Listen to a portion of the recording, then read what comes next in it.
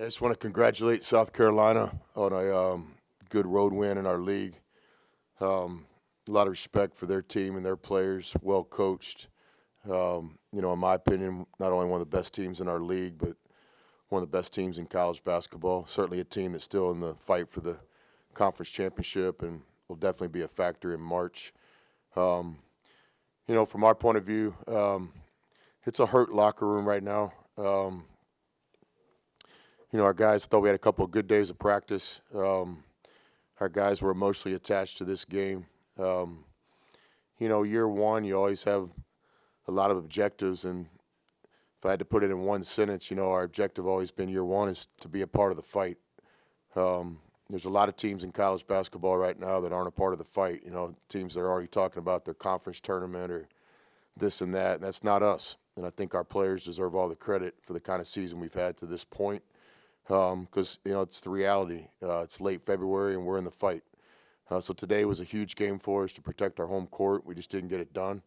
But I just told the guys, this whole thing of team sports, it's one of the best educations you can ever get. No disrespect to math class or history class or, when you play a team sport, you just learn every lesson that you're going to need to be a man, a great father, great husband. This is adversity, and when it hits you hard, and you just got to deal with it. So I'm excited to get back to the practice floor tomorrow with our guys to see how we respond, because there's no question we're a little bit banged up right now, mentally and physically. I also want to just make sure that I'm saying this really clearly. We're a no excuse program, but I also take my responsibility to take up for our players very seriously. So Breakfield's playing banged up right now. He's had some issues with a wrist, and just really appreciate his effort this week in practice and trying to play in this game. So I definitely want to make sure that's known. I know there'll be a lot of things written this week, here and there, but, Breakfield gave it his all tonight, but physically he's got some adversity right now that we're going to try to help him in any way we can. In terms of the basketball game, it's hard for us to play without Matt Morrell on the floor. You look at the box score tonight, we're +6 with Matt on the floor. Our team's not set up for Matt to play half the game, but that's adversity, and we got to handle that better. From a coaching standpoint, thought about playing him more in the first half with the 2 fouls, but thought we were close enough in the game there till the end of the first half. So that'll be something I have to sleep with tonight. But definitely we're not going to be able to be the team that we need to be, without Matt being on the floor more than that. So we'll look at those fouls, and we'll try to teach and improve him as much as possible. Same thing with Flanagan. We need our best players on the floor. So I haven't seen the flagrant call, but I know when the officials go over there and they get the benefit of looking at the video, I'm sure the call was the right call. So, but that was a lot of adversity for us to handle tonight, not being able to play with a healthy break or having Matt or Al, on the floor. I give a lot of credit to South Carolina. It's a well-coached team. It's probably the one team in our league that when you try to come back from a deficit, it's very difficult with their patience and experience on offense. And we just needed to get some stops, and we just couldn't string enough stops together to get the game manageable in the second half. Questions for Coach?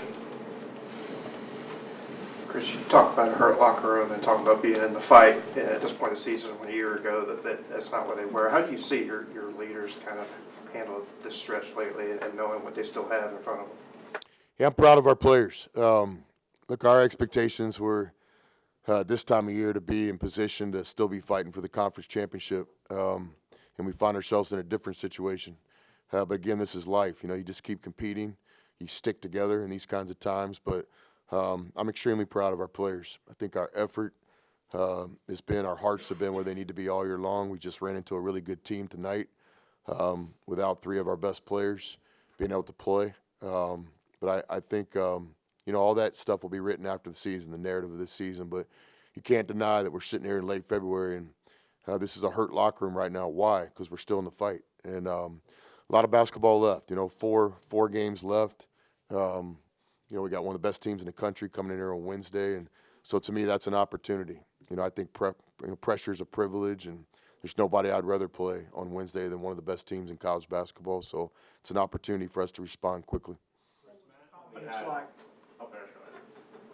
What was the confidence like for this team the first 2 months, and where is it now? Sorry, I didn't hear you. What was the confidence like for this team in the first 2 months, and where is it now? Yeah. Well, that's a question for the players. I don't want to speak for those guys, but I think our confidence early was at a high level for a first-year team. Why? We put a lot of work into the summer, put a lot of work into practice. I think you earn the right to be confident.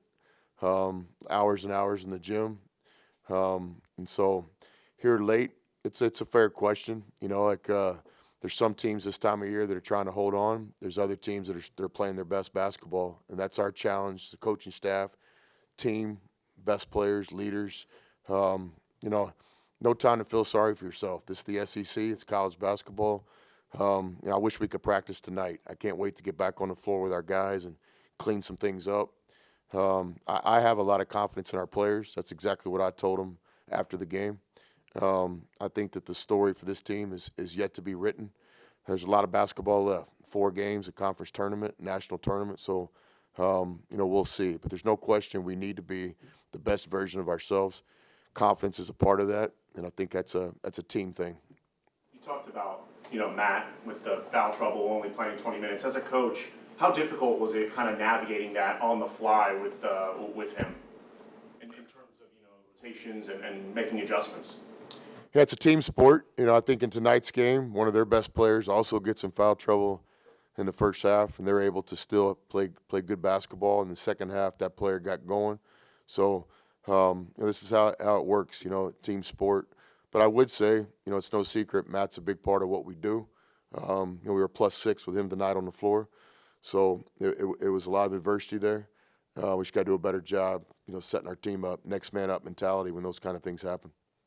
Your team is banged up mentally. How do you encourage them and kind of instill that confidence that you have in them going into the off week, or not off week, but ahead of Wednesday?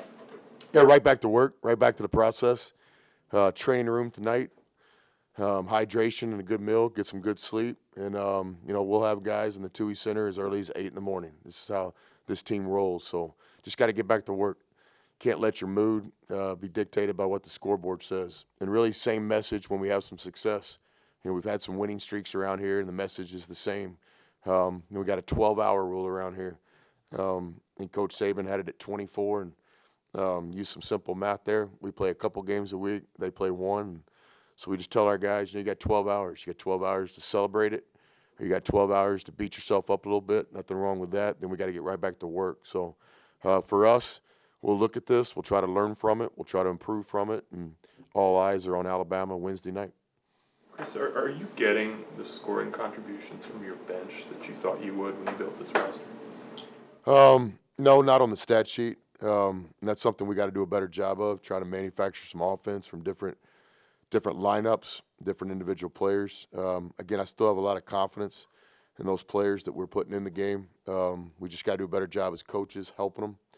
And then certainly, these players got to play their best when it matters most, which is, March right around the corner.